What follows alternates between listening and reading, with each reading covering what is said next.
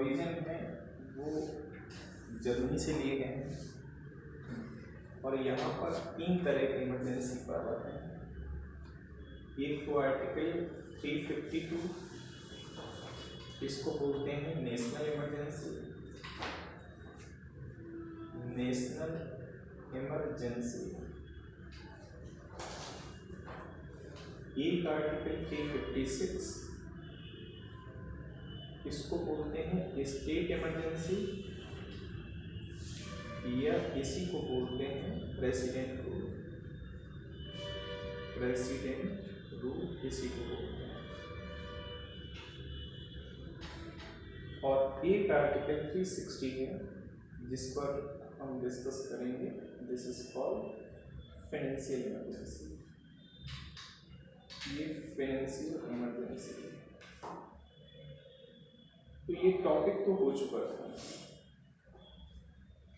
आज हम जिस टॉपिक पर बात करेंगे स्टेट इमरजेंसी पर बात करेंगे। तो आज का टॉपिक है स्टेट इमरजेंसी।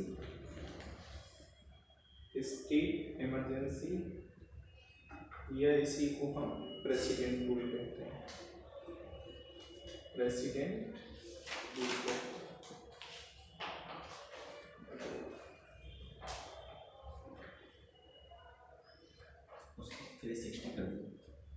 360 राइट। तो फर्स्ट पॉइंट इसका जिक्र आर्टिकल 356 में है। सेकेंड पॉइंट इसका ग्राउंड क्या है, किस ग्राउंड पर लगेगी। Breakdown of the constitutional machinery in the state. इसका breakdown of the constitutional machinery in a state. किसी राज्य में संविधान के दिए गए प्रावधानों के मुताबिक सरकार नहीं चल पा रही है, नहीं रन कर पा रही है, राइट। तो लगेगा president rule. Breakdown of the constitutional machinery in a state. Underline one. इसी को हम थोड़ा सा एक्सप्लेन कर लेते हैं। ग्राउंड को इसी को एक्सप्लेन कर लेते हैं हम कहना क्या चाहते हैं। तो लिखिए एक्सप्लेन में लिखिए इफ द प्रेसिडेंट। इसी को एक्सप्लेन करते हैं। इफ द प्रेसिडेंट, अगर इतना लिखे जाओ तो हम लोग आगे पढ़ेंगे।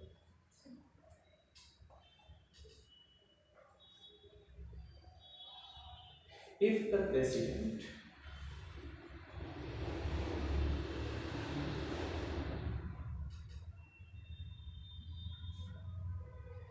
either on the receipt of either on the receipt of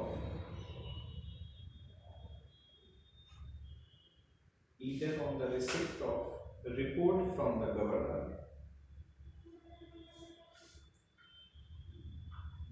or otherwise is satisfied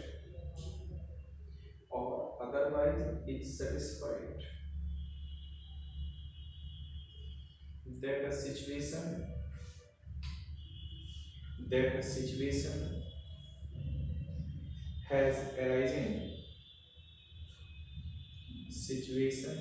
has arisen in which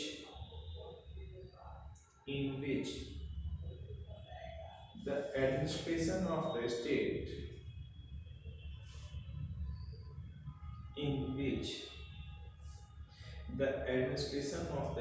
cannot be run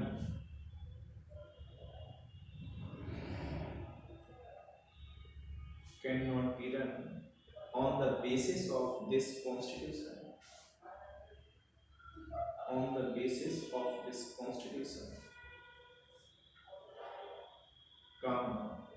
he can make a proclamation to that effect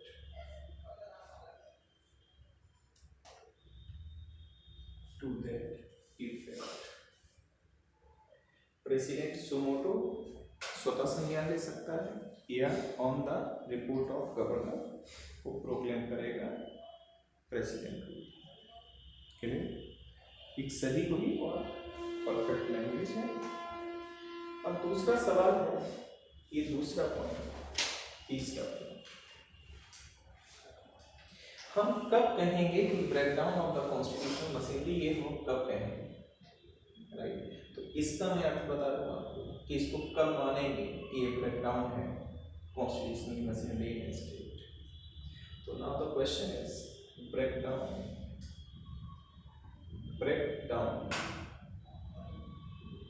of the constitutional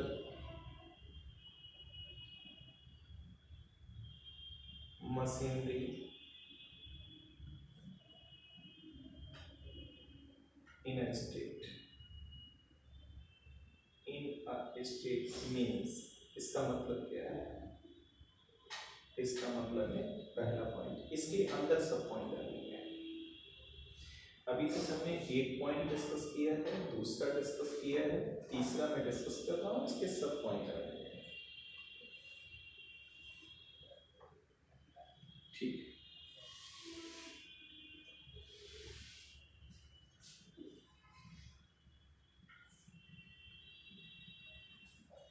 legislative assembly का election हुआ हो और कोई भी party सरकार बनाने की स्थिति में ना हो क्योंकि किसी को स्पष्ट बहुमत न मिला हो और अलायंस बन न पा रहा हो, यानी कि if there is no formation of government in a state, then this is the condition of the breakdown of the constitutional machinery in a state. If there is no formation of the government after the election of legislative assembly, no one party has a complete majority, and no one the concept of alliance government made by done by the parties, तो क्या होगा ऐसी स्थिति में? This is the condition of breakdown of the constitutional machinery. और ऐसी स्थिति में प्रेसिडेंट रूल लगे। तो क्या मेरी बात लिख पा रहा हूँ? किसको कहेंगे कि breakdown of the constitutional machinery? तो लिखिए, if no government formation, if no government formation is possible in the state, is possible in the state, this is first part।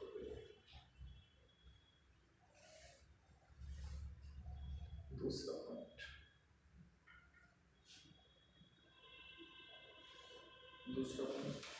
Article 365 ये कहता है, पहले देख लीजिए, 365 ये कहता है कि अगर सेंटर के डायरेक्शंस स्टेट फॉलो करने में नाकाम रहे, सेंटर ने स्टेट को कोई डायरेक्शन दिया और स्टेट उन डायरेक्शंस को नहीं मान पाए, this is the condition of constitutional machinery breakdown in the state. ये 365 इटसेल्फ ने लिखा है, जो हमारे कॉन्स्टिट्यूशनल गॉडफादर थे, मेकर्स थे, उनकी यही राय थी कि हम केंद्र को पावरफुल बनाएंगे, सेंटर को पावरफुल बनाएंगे, क्योंकि इस देश में या तो आप सुल्तान का पीरियड देखिए, बादशाह का पीरियड देखिए, कि जब भी सेंटर कमजोर हुआ तो स्टेट इंडिपेंडेंट हो जा रहे थे, तो इसलिए सेंटर को मजबूत बनाना है।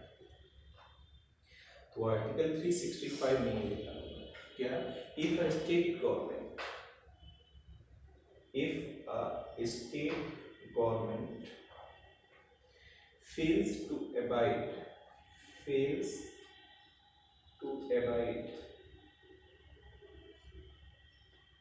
by the administrative directions,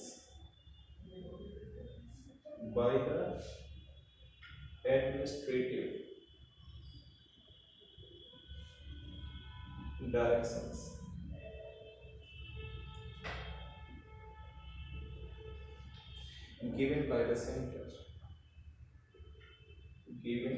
by the center, so this is the condition of breakdown of the constitutional machinery in a state।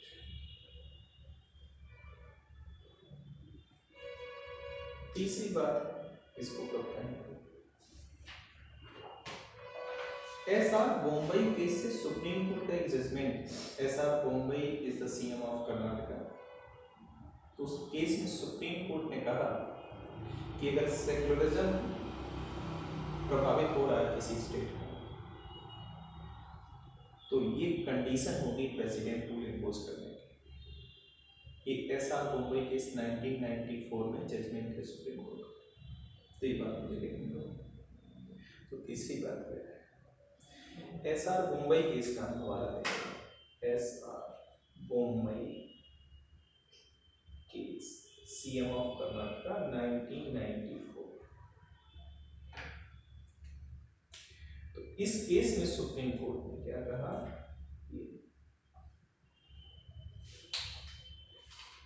Supreme court held that Supreme Court held that secularism is one of the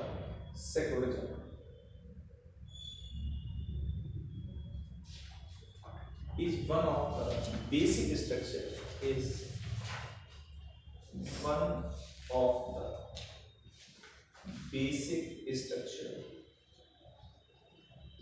of the constitution। तो एक सवाल यहाँ से मिल गया, secularism basic structure of the constitution है। ये judgement ऐसा Mumbai case का है, is one of the basic structure of the constitution. If a state government and if a state government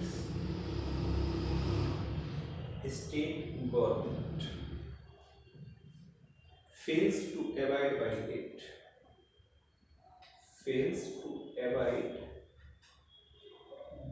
it, or is unable or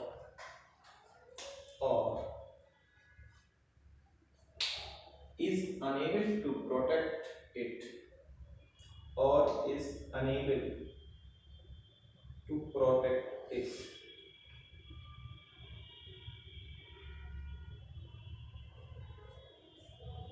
or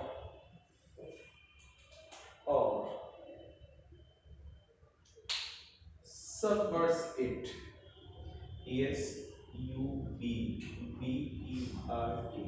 subverts, subverts it,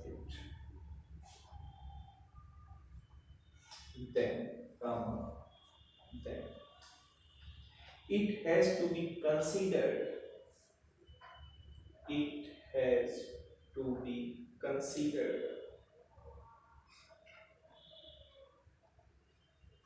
as breakdown of the constitutional machinery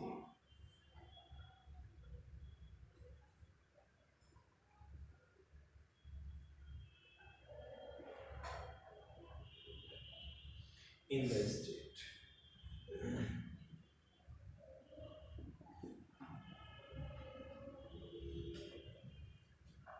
ये supreme Court का judgement है।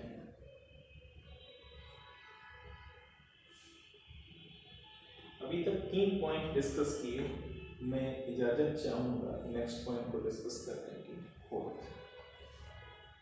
इसके अलावा कुछ भी नहीं है, जरा सा भी नहीं। इसी को हम बोलेंगे breakdown of the constitutional machinery.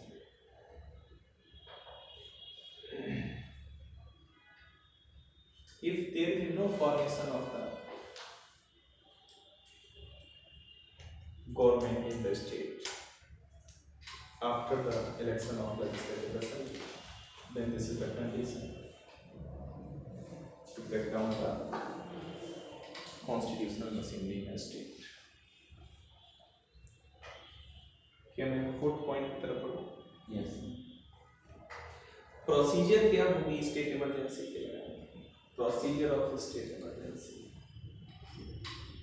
Procedure of state emergency, इसकी प्रोसीजर क्या है? स्टेट इमरजेंसी,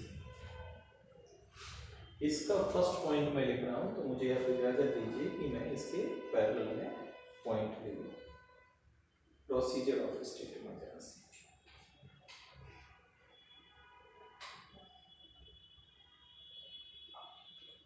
इसको हमने इसी तरह को एक्सप्लेन किया।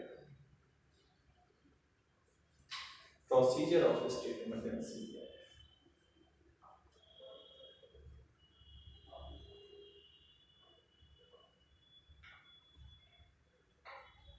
जो प्रेसिडेंट प्रोक्लेमेशन है, प्रोक्लेमेशन माने उद्घोषणा।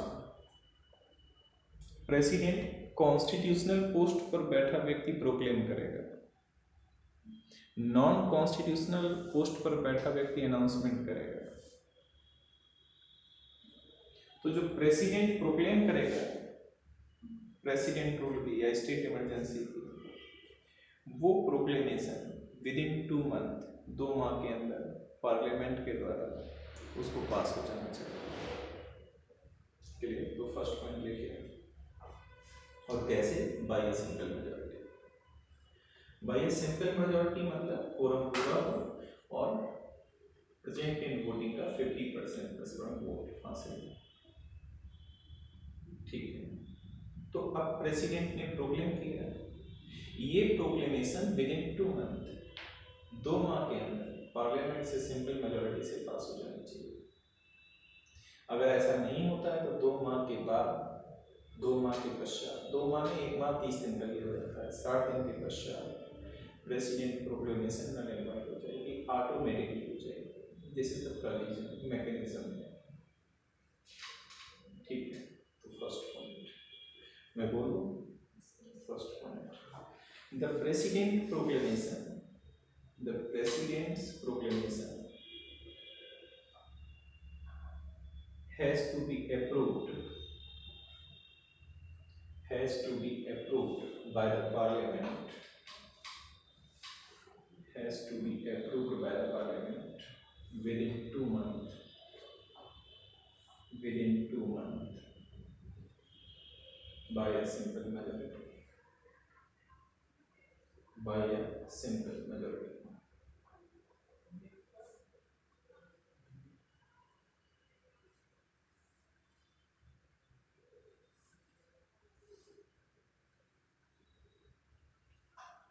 क्या ये बात क्लियर हो गई? सेकेंड पॉइंट लिखेंगे इसमें, सेकेंड पॉइंट लिखेंगे, ये तो फर्स्ट पॉइंट आपने लिख दिया, सेकेंड पॉइंट लिखेंगे, सेकेंड पॉइंट। अब ये पार्लियामेंट ने जो अप्रूवल दिया है प्रेसिडेंट प्रोक्लेमेशन को सिंपल मेजॉरिटी से, ये अप्रूवल एक बार में केवल 6 माह तक के लिए वैलिड होगा। क्या मैं फिर से बोलूं? नहीं, प्रेसिडेंट प्रोक्लेमेशन को with in 2 month parliament simple majority से उसको अप्रूव करते हैं। तो ये पार्लियामेंट का जो अप्रूवल है प्रेसिडेंट प्रोक्लेमेशन का, ये एक बार में 6 माह के लिए वैलिड होगा। माने पार्लियामेंट को ये अप्रूवल फिर से अनुमोदित करना पड़ेगा अगर अगले 6 महीने बढ़ाना चाहता, तो once a time only a 6 month. How many times, how many times तो हम डिस्कस करेंगे। The national emergency, how many times? These all are depend upon the circumstances. So there is no maximum time limit given in the Constitution of India. What is the circumstances? Constitution makers doesn't know. Clear? Anybody not knowing what is the circumstances, right? But this condition, second point, the approval of the parliament, the approval of the parliament shall be valid, shall be valid only for 6 months at a time, only for 6 months, only for 6 months at a time। Clear? क्या मैं तीसरे point की तरफ आऊं? First में मैंने लिखा है कि 2 मंथ के अंदर इसका अप्रूवल होना चाहिए। फिर दूसरा, पार्लियामेंट अगर अप्रूवल कर देगी तो 6 मंथ्स का एक बार में होगा, फिर इसको बढ़ाना है तो फिर 6 मंथ कर सकते हैं। पार्लियामेंट फिर कर सकते हो इसको। ऐसे कर सकती, कब तक करेगी? तो next point it can be extended, it can be extended for another 6 months. It can be extended for another 6 months. Procedure वही रहेगा, bye the parliament, bye simple majority. Clear? इसका मतलब अभी तक हमने देखा था मैक्सिमम टाइम लिमिट इज कितना हुई? 1 ईयर। हाँ या ना? ये मैक्सिमम टाइम लिमिट। आप इसको इस रूप में जोड़ के नहीं देखेंगे। मान लीजिए सर हमने 45 डेज के बाद पार्लियामेंट ने अनुमोदन किया, तो आप इसको ऐसे जोड़ेंगे। ये बोलने में ऐसे नहीं बोला जाएगा। मान लीजिए अप्रूवल के पहले दिन ही कर दिया, दूसरे दिन ही कर दिया, तो वो 2 माह इसी के अंदर जनरली ऐसे ही माने जाएंगे, उस पर बात नहीं की, रीजनिंग नहीं लगाई जाएगी, मैथमेटिक्स नहीं लगाई जाएगी। तो what is the maximum time period of the state emergency in a state given in the constitution mentions in the article 366-67 is 1 year. Clear? क्या इतनी बात क्लियर हुई?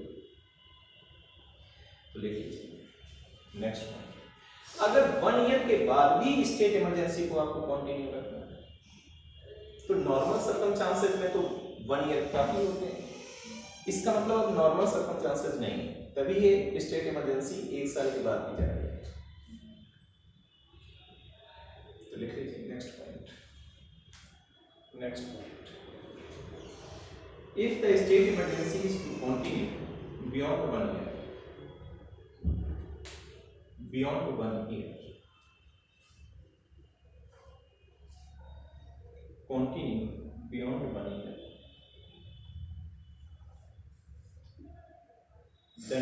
then it has to be on 2 conditions. Then it has to be on 2 conditions. तब 2 condition एक साथ exist करेंगे, तब वो इमरजेंसी, स्टेट इमरजेंसी 1 साल के बाद कंटिन्यू होगी। तो मैं ये उम्मीद करता हूं कि मेरे इस अनुमोदन का प्रबलगमन इस रूप में आप समझ पा रहे होंगे। इस पॉइंट का वो 2 कंडीशन में डिस्कस करता हूं, वो सब पॉइंट हो जाएंगे। क्या पॉइंट सब पॉइंट का अंदाज आप समझ पा रहे हैं? Yes, वो अंदाज। तो ये इस पॉइंट के 2 सब पॉइंट में जिक्र कर रहा हूं कि जिसके ग्राउंड पर 1 साल से ज्यादा इमरजेंसी लागू रह सकती है, और ये दोनों पॉइंट कंबाइंडली एग्जिस्ट करने चाहिए। फर्स्ट सब पॉइंट लिखिए। फर्स्ट सब point, if the national emergency is going on in the country, national emergency लागू, if the national emergency is going on in the country or in any part of the country,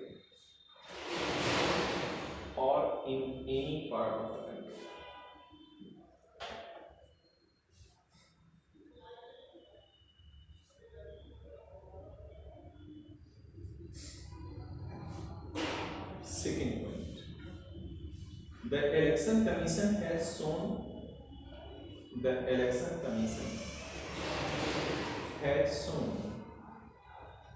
its inability. The election commission has shown its inability, असक्षमता, to conduct election, चुनाव करवाने की, to conduct election under the prevailing situation, वर्तमान परिस्थिति में प्रदर्शन।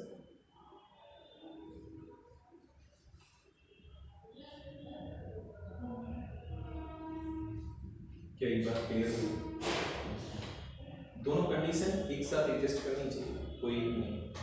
National emergency going on in the country और any part of the country, and the second one, election commission of India incapable to conduct election in the state. Then national emergency, then state emergency going on continue beyond 1 year. ये बात आप समझ पाए? तो इसके एक last point और हम डिस्कस कर लेते हैं इसी में। Last point, last main point आ गया, 1 2 3 4, ये पांचवा पॉइंट होगा सब पॉइंट 4, और चौथे पॉइंट के 2 सब पॉइंट होंगे, ठीक है। तो लिखिए, under these conditions, under these conditions, और ब्रैकेट में लिख लीजिए सब कंडीशन ऑफ पॉइंट 4, सब कंडीशन ऑफ पॉइंट 4, हम उन कंडीशन की बात कर रहे हैं।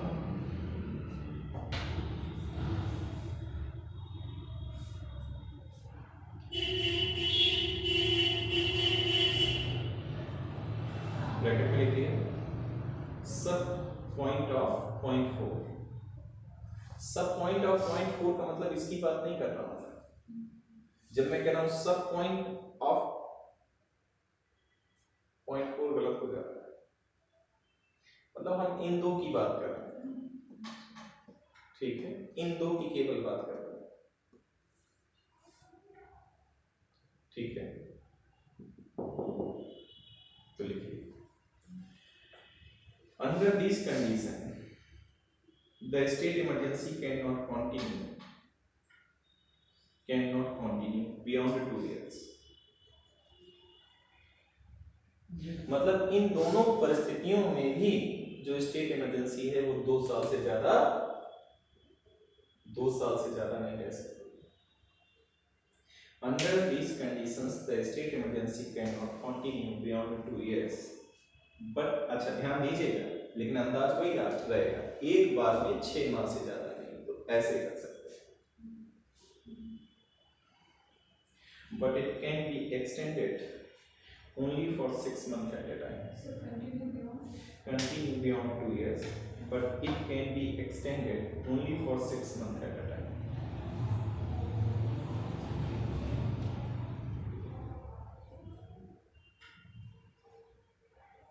क्लियर हो गई?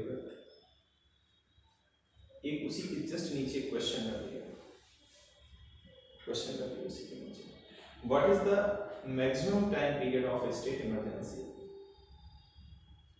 क्वेश्चन कर दिया उसी के नीचे लिखिए, what is the maximum time period of state emergency under the constitution of India,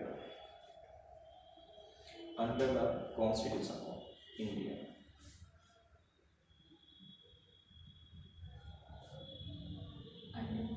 Constitution of India. A 6 month, B 1 year, C 2 year, D 3 year। Correct answer बताइए, करेक्ट आंसर क्या होगा? 3 years। करेक्ट आंसर, ठीक। Maximum time में पूछा तो 3 year, 1 year तो normal circumstances में NC में, और 2 ईयर एबनॉर्मल सर्कमस्टेंसेस। अगर यही पूछा जाता what is the maximum time limit of the national emergency, तो फिर ऐसा ना हो करके नोटा दिया जाता, तो करेक्ट आंसर क्या था? नोटा। उसकी कोई maximum time limit constitution silent on रहता, द सर्कमस्टेंसेस डजंट एनीवन।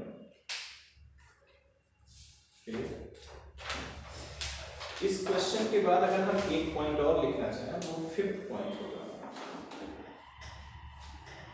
एक पॉइंट और लिखना चाह रहे हैं इस क्वेश्चन के बाद।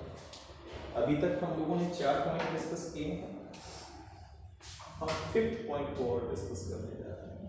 5th पॉइंट क्या कहता है? अगर मान लीजिए 3 साल से ऊपर भी आपको स्टेट इमरजेंसी लगानी है, तब क्या करना पड़ेगा? तो केवल एक ही रास्ता है कि संविधान में संशोधन करना। पंजाब में ऐसी परिस्थितियां रही कि स्टेट इमरजेंसी 5 साल के ऊपर रही, तो वहां पर constitution next point 5th, if the state emergency is to be continued, if the state emergency is to be continued beyond 3 years,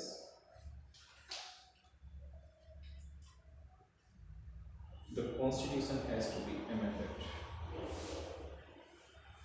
the constitution has to be amended।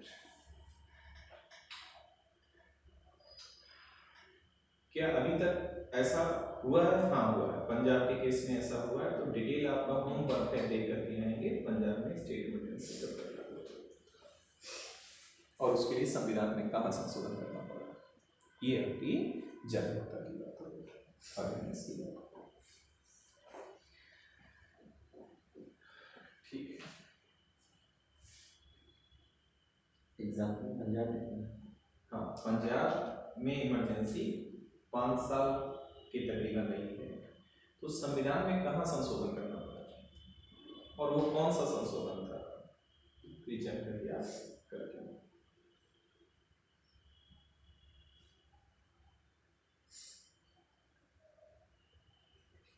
ठीक, अब आगे बढ़ते। अब एक लैंडमार्क जजमेंट है रिगार्डिंग प्रेसिडेंट को, वो SR Mumbai case है। तो इस एसआर मुंबई केस में सुप्रीम कोर्ट ने अपने जजमेंट में क्या क्या कहा, उनका थोड़ा चेकअप करते हैं। तो नेक्स्ट हेडिंग जानिए अपने साथ से। तो स्टेट इमरजेंसी में ये अभी हम लोगों ने पॉइंट डिस्कस किए हैं, अब हम लोग हेडिंग डालते हैं।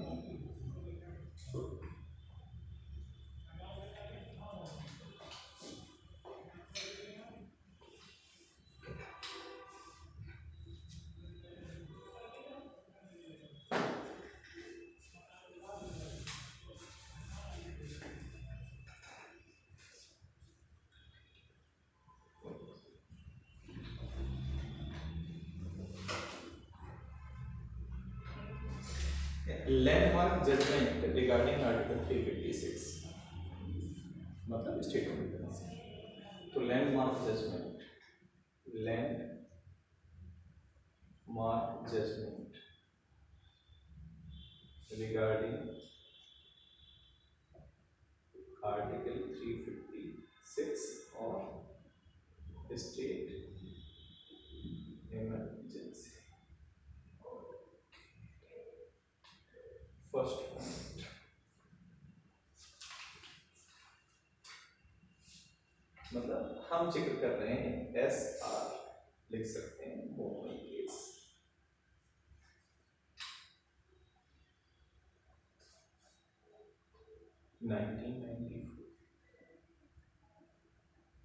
हम इसकी बात कर रहे हैं, इसका फर्स्ट।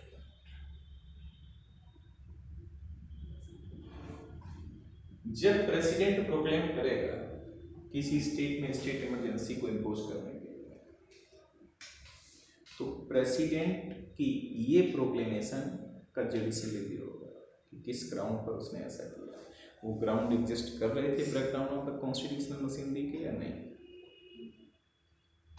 क्लियर? ताकि स्टेट कभी कभी क्या होता है, राज्य में दूसरी दलों की सरकार है, केंद्र में दूसरे दल की सरकार है, तो कहीं ऐसा ना हो कि वो सेंट्रल और स्टेट अपने मतभेद निकालने के लिए इस पावर की एक्सरसाइज करें। राइट, तो देखिए the president proclamation, the president proclamation is subject to judicial review, is subject to judicial review.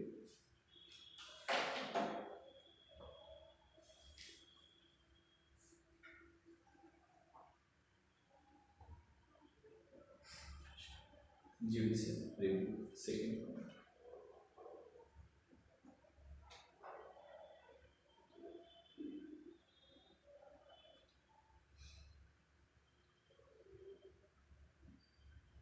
जो रिलेवेंट डॉक्यूमेंट्स हैं इस संदर्भ में कि जब उस प्रेसिडेंट प्रोक्लेमेशन का जुडिशियल रिव्यू किया जाएगा, तो इस जुडिशियल रिव्यू करने के वक्त जो रिलेवेंट डॉक्यूमेंट्स है वो सेंट्रल पर कराया जाएगा।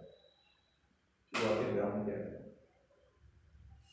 कि ऐसे सर्कमस्टांसेस मौजूद थे उस स्टेट में कि स्टेट इमरजेंसी लगाना पड़ा, ब्रेकडाउन हो रहा था कॉन्स्टिट्यूशनल मशीनरी में। क्योंकि ऐसे तो सेंटर लगा सकता है ना कि हमारी गाइडलाइंस को फॉलो नहीं किए। उत्तराखंड में इसके पहले प्रेसिडेंट रूल लगाया गया और बाद में सुप्रीम कोर्ट ने वहाँ की गवर्नमेंट को बहाल किया, प्रेसिडेंट रूल को नल एंड वाइड किया। तो सेकंड पॉइंट देख लीजिए, the responsibility of providing the relevant documents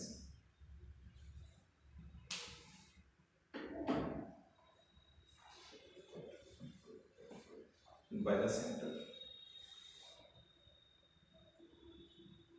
by the center.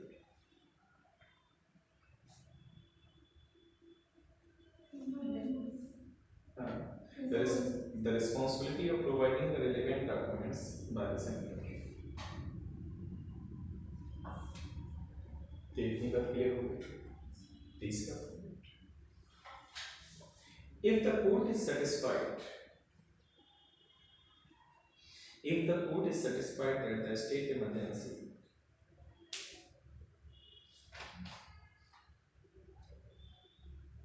if the court is satisfied that the state emergency has been proclaimed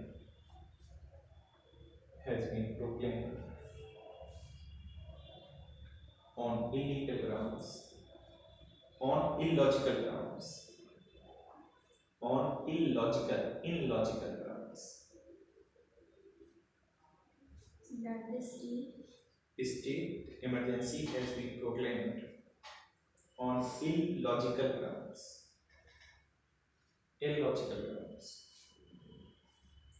or या अथवा is politically motivated, राजनीतिक उद्देश्य से, or is politically motivated,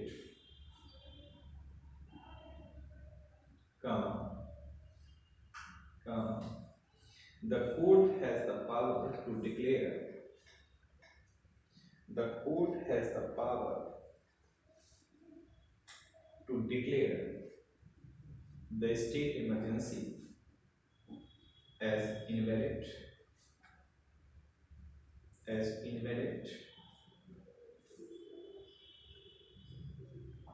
and to restore, फिर से सरकार की बहाली कर दी जाएगी, and to restore the government, पुरानी जो सरकार है सत्ता में थी उसको बहाली कर दी जाएगी, even if the to restore the government, even if the election process has been continued in the state, even if the election process has been initiated in the state, राज्य ने फैसला कर लिया हो इलेक्शन प्रोसेस का, तो भी उस राज्य में उस सरकार की बहाली कर दी जाएगी जिसको हटाकर प्रेसिडेंट को बताएगी। केस पॉइंट से सहमत है? कुछ पूछना तो नहीं है किसी को? तो सर जो इलेक्शन इनिशिएटिव जो तैयारी चल रही होगी वो बंद कर दी जाएगी इलेक्शन? हाँ फिर बंद हो जाए, मतलब इवन तब भी अगर इलेक्शन प्रोसेस स्टार्ट हो गई थी तो भी इलेक्शन हो ही गया हो तब भी क्या, अगर इलेक्शन हो ही गया हो, इलेक्शन तब तक नहीं होगा जब तक कोर्ट में मामला है, बात समझिए, इलेक्शन की डेट अनाउंस हुई कुछ हुआ लेकिन कोर्ट का फाइनल जजमेंट आने के बाद ही इलेक्शन होगा, तब तक तो स्टे रहेगा। अब आगे बढ़ो, आगे बढ़ा जाए, कोई कुछ पूछना तो नहीं है? अच्छा, स्टेट इमरजेंसी का इफेक्ट क्या होगा, प्रभाव क्या होगा? तो effect of the state emergency, effect of the state emergency, state emergency का प्रभाव क्या होता है? फर्स्ट पॉइंट, स्टेट इमरजेंसी का प्रभाव, कोई इफेक्ट फंडामेंटल लाइफ पे नहीं होता है, कोई इफेक्ट फंडामेंटल लाइफ में नहीं, no effect on fundamental life, no effect on fundamental right, no effect on fundamental rights, fundamental right पे कोई प्रभाव नहीं।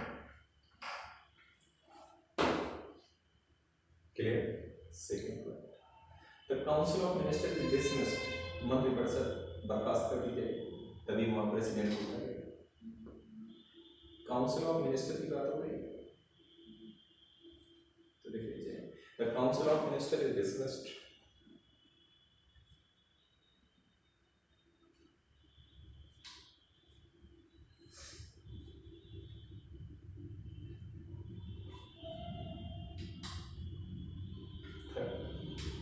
द लेजिस्लेटिव असेंबली, जो लेजिस्लेटिव असेंबली विधानसभा है वो डिसमिस होगी, वो डिसमिस होगी, हाँ वो डिसमिस होगी, डिसॉल्व होगी, क्या होगी? डिसॉल्व हो जाएगी। वो सस्पेंड भी हो सकती है और डिसॉल्व भी हो सकती है, दोनों बातें हैं। सस्पेंड उस कंडीशन में हो सकती है कि मान लीजिए, कल्पना करिए, कल्पना ये करिए कि महाराष्ट्र में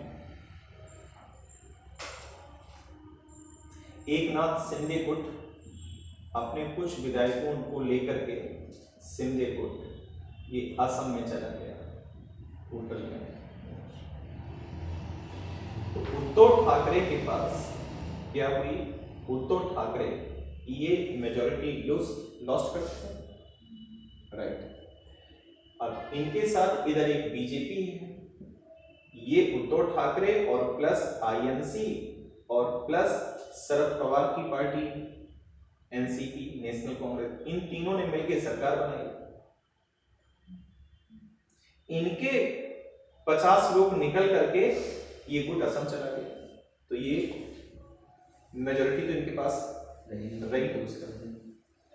अब मान लीजिए ये अपने पद पर बने रहे, या गवर्नर ने कहा कि आप गवर्नर ने कहा फ्लोर टेस्ट करिए, ये फ्लोर टेस्ट भी ना करें, अपने पद पर भी बने रहे, तो क्या होगा? काउंसिल ऑफ मिनिस्टर को क्या कर दिया जाएगा? डिसमिस कर दिया जाएगा। क्यों? क्योंकि ये मेजॉरिटी को लॉस्ट कर चुका है, ठीक। लेकिन ऐसी परिस्थिति में क्योंकि मेजॉरिटी लॉस्ट कर चुके हैं, ये गुट अलग है, लेकिन ऐसी परिस्थिति में लेजिस्लेटिव असेंबली डिसॉल्व नहीं होगी। क्यों डिसॉल्व नहीं होगी? क्योंकि ये वाला गुट बीजेपी के साथ मिलकर के सरकार बना लेगा और लेजिस्लेटिव असेंबली का बचा हुआ कार्यकाल पूरा करेगा। लेकिन अगर कोई सरकार बना पाने की स्थिति में नहीं होगा, जब काउंसिल ऑफ मिनिस्टर को डिसमिस किया जाएगा, तो फिर लास्ट वे हो जाएगा कि डिसॉल्व लेजिस्लेटिव असेंबली। तो बात क्लियर है? फर्स्ट वन सस्पेंडेड, ये विकल्प है, आया ना, इधर सस्पेंडेड, और दूसरा फिर डिसॉल्व। बात क्लियर है? ये फर्स्ट ऑप्शन है और सेकंड ऑप्शन फिर डिसॉल्व। अगर सस्पेंडेड है तो जो मेजॉरिटी में आके सरकार बनाना चाहे, वेलकम, फ्लोर टेस्ट में पास हो, मेजॉरिटी में बचा हुआ कार्यकाल लेजिस्लेटिव असेंबली का पूरा करे। और कोई भी अगर नहीं आ पा रहा है तो फिर डिसॉल्व हो जाएगी, नए इलेक्शन, तो नया इलेक्शन कराना ही पड़ेगा, कोई ऑप्शन नहीं। क्या इतनी बात समझ में आ गई? ठीक, नेक्स्ट। जब प्रेसिडेंट रूल उस स्टेट में लगेगा तो उस स्टेट की सारी जो स्टेट लिस्ट का जो विषय है उन पर लॉ बनाने का पावर सेंटर के पास है। The president can take over the powers visited in all the organs of the government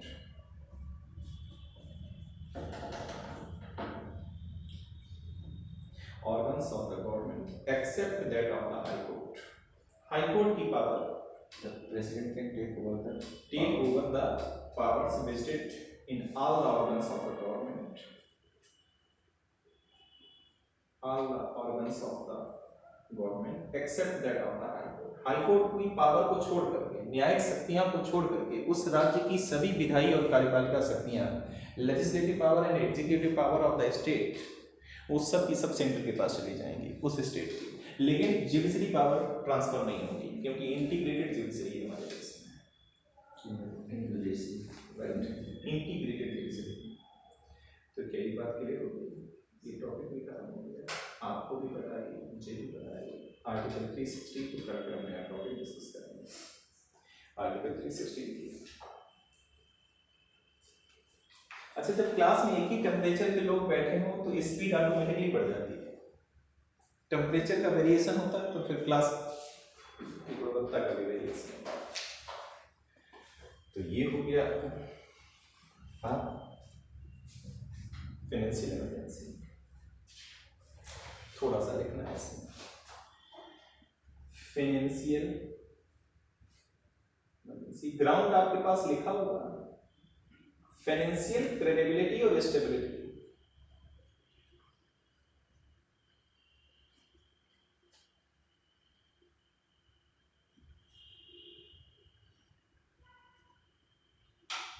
एक बच्चा है अक्षांश, तो एक सुबह जाता है, बहुत सीरियस बच्चा है, अक्षांश रहता है, तो कहता है कि सर जब भी कॉमन सेंस आता है तो आपको नॉनसेंस को सहन करना पड़ता है, बर्दाश्त करना पड़ता है। फिर मैंने उसको नोट किया, मेरा क्या बात है कि जब भी आपके पास कॉमन सेंस आएगा तो आसपास नॉनसेंस की भीड़ लगी हुई है, आपको उनको बर्दाश्त करना पड़ेगा। वाह क्या बात है, क्योंकि जैसे जो लोग हॉर्न बजा रहे हैं ना, सेंस नहीं है। आप कभी भी देखिए हॉर्न बजाने वाले को, उसको मतलब उसको पता ही नहीं है, रखा है तो रखे जा रहा है, देख रहा है आगे जगह नहीं फिर भी हॉर्न दे रहा है।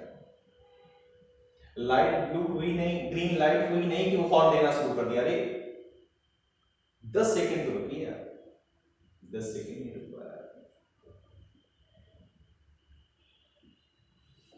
तो फाइनेंशियल स्टेबिलिटी और क्रेडिबिलिटी अगर देश की खतरे में हो, देश की खतरे में का मतलब अगर फॉरेन करेंसी रिजर्व 2 वीक से कम का आयात करने का सामान ही बचा हो, 2 हफ्ते की सैलरी बची हो, उसके बाद सरकार इस स्थिति में ना हो कि अपने ही एम्प्लॉय को सैलरी दे पाए, तो ये स्थितियां फाइनेंशियल क्रेडिबिलिटी और स्टेबिलिटी।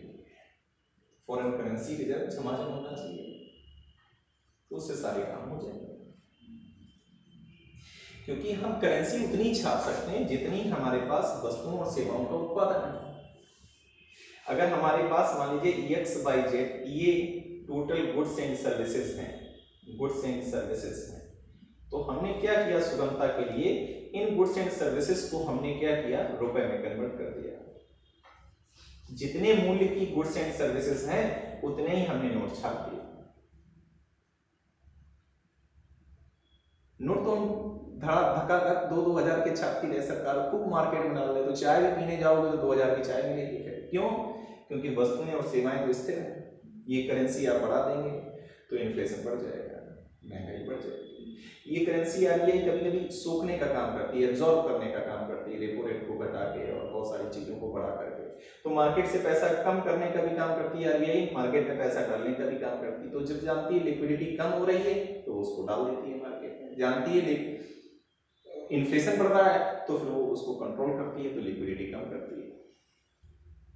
कभी बैंक को बोलेगी आप ज्यादा से ज्यादा लोन दीजिए, कभी कहेगी कम से कम लोन दीजिए। ये सब कुछ मार्केट को कंट्रोल करने के लिए RBI के द्वारा किया जाता है। ठीक है, तो खैर ग्राउंड तो आपको पता है, हमने ग्राउंड यहां लिखवाया था। इफ द फाइनेंशियल स्टेबिलिटी और credibility of the country is in danger zone. ठीक, यहाँ पे प्रोसीजर लिखवा देते हैं, हेडिंग डाल के प्रोसीजर। प्रोसीजर क्या है? For the proclamation of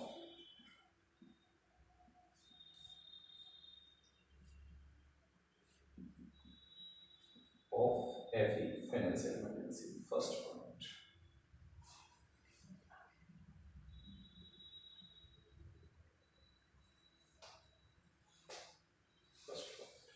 the president proclamation has to be approved by the parliament। जब भी प्रेसिडेंट प्रोक्लेम करे, अब कंसोलिडेटेड फंड ऑफ इंडिया में फंड ही नहीं, फॉरेन करेंसी रिजर्व आपके खत्म हो गए, श्रीलंका का जो हाल हुआ है। एक बार इस देश में ऐसी तस्वीर 1990 के दौर में बनी थी, फिर हम लोगों ने सोना बेचा था, फिर हम लोगों ने LPG पॉलिसी लेके आए, उसको आर्थिक उदारीकरण का दौर बोलते हैं। PV नरसिम्हा राव जी प्रधानमंत्री थे, मनमोहन सिंह जी वित्त मंत्री थे, और इस देश को बचा लिया था फाइनेंशियल इमरजेंसी की स्थिति में पहुंचने से। कभी जिक्र करेंगे। तो procedure of the proclamation of the financial emergency का फर्स्ट पॉइंट है, ये वही बात है कि जो प्रेसिडेंट प्रोक्लेमेशन है can be approved by the parliament within the 2 months by simple method. लिख लीजिए, the president proclamation has to be approved by the parliament within 2 months by a simple majority. क्या बात है, speed बढ़ा दो,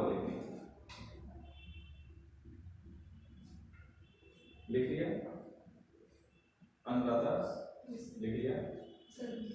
The president proclamation has to be approved by the parliament within 2 months by a simple majority. Clear? Second point.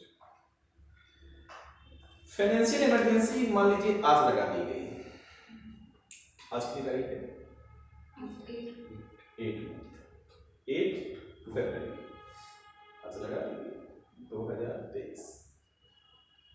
तो automatically जो ये emergency है वो 31 मार्च को खत्म हो जाएगी. जैसे ही फाइनेंशियल ईयर खत्म होगा वैसे ही ऑटोमेटिकली फाइनेंशियल इमरजेंसी खत्म हो जाएगी. तो फिर से इंपोज करना पड़ेगा, फिर से प्रेसिडेंट को प्रोक्लेम करना पड़ेगा, पार्लियामेंट को पास करना पड़ेगा. तो what is the maximum time limit, can not say. What is the circumstances, it all depends upon the circumstances of the country, economic circumstances. Clear? But once a proclamation approved by the parliament, the financial emergency going on only 31st March. Clear? The next point. The financial emergency automatically comes to an end on the date of the ends of the financial year, that is on 31st March. आगे डालिए effects of the financial emergency. The financial emergency automatically comes to an end on the date of the ends of the financial years, that is on 31st March.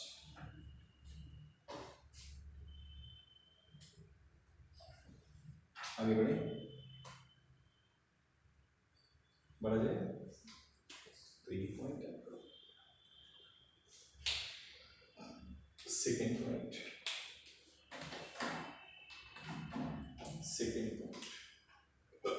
Effects of financial emergency. Financial emergency के प्रभाव क्या होंगे? First point,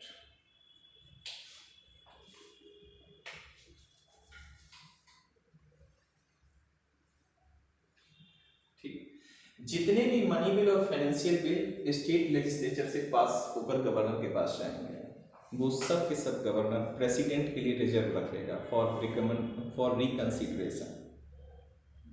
clear? First point, ठीक, बोलिए. There may be a provision that all the money bills, अब ये money bill, finance bill, ordinary bill, constitution amendment bill तो पता ही है आपको, तो ये भी डिस्कस करेंगे. There may be a provision that all the money bills and finance bills passed by a state legislature must be reserved by the governor,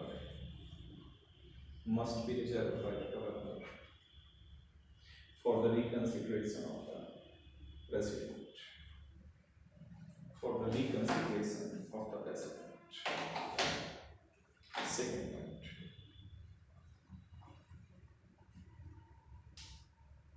Second point.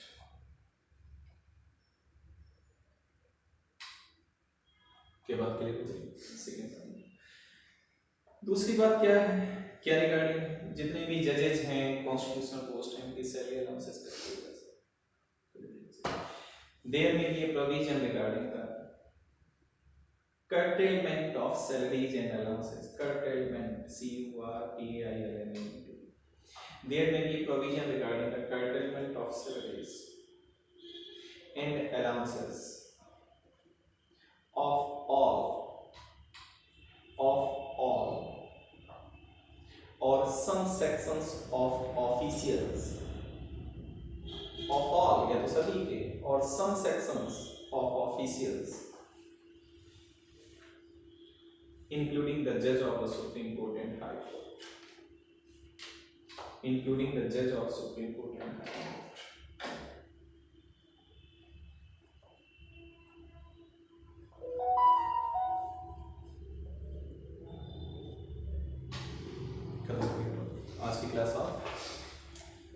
सवाल के साथ छोड़ देते हैं, शायद आज तो आप बता पाने की स्थिति में नहीं होंगे, और जो आपके मित्रगण अगर पढ़ रहे हैं तो उनसे भी डिस्कस करेंगे